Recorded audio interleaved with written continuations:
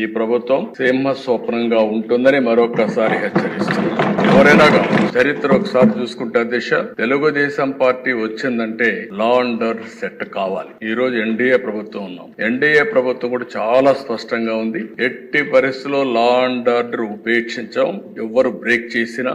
అందుకే ఈ రోజు మీరు చూసినప్పుడు ప్రత్యేకంగా నేను ఎన్నికలప్పుడు కూడా చెప్పాను, నేను సమస్యల్ని జరిగే లా అండ్ ఆర్డర్ కంట్రోల్ చేయగలుగుతాను, కానీ కొంతమంది గంజాయికి అలవాటు పడి డ్రగ్స్ కి అలవాటు పడి అలాంటి వ్యక్తులు రాత్రి మారిపోతారంటే చాలా సమస్య ఉంటుంది. అడిక్షన్ అయిపోయి ఉంటారని చెప్పి చెప్పాను. అది ఇంకా కంటిన్యూ అయ్యే పరిస్థితి ఉంది.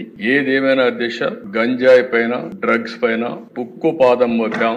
ఈగలనే ప్రత్యేక వ్యవస్థ తీసుకొచ్చాం. నేను ఈ రాష్ట్రంలో ఉండే ప్రజలందరికీ విజ్ఞప్తి చేస్తున్నా, మీ పిల్లల్ని మీ కుటుంబ సభ్యుల్ని మీరు కూడా కంట్రోల్ చేయాల్సిన అవసరం ఉంది. ఎక్కడికక్కడ మెంటరింగ్ చేయాల్సిన అవసరం ఉంది. ఎక్కడ కూడా ప్రతి ఒక్కరికి విజ్ఞప్తి చేస్తున్నా, మన స్వార్థం కోసం మనం గంజాయి పండించి ప్రజల జీవితాలతో చెలగాడడం కరెక్ట్ కాదు. అందుకే లేటెస్ట్ టెక్నాలజీస్ అన్ని ఉపయోగిస్తున్నాం. నేను కంట్రోల్ అయిందని కానీ మంత్రి గారు ఇప్పుడు కూడా చెప్పారు, మేము కంట్రోల్ చేశామని. ఇంకా పూర్తిగా కంట్రోల్ చేశామని నేను చెప్పడం లేదు. ప్రజలు మెచ్చుకున్నప్పుడే మీరు కంట్రోల్ చేసినట్టు అవుతుంది. అంతవరకు మీ పని ఉంటుంది.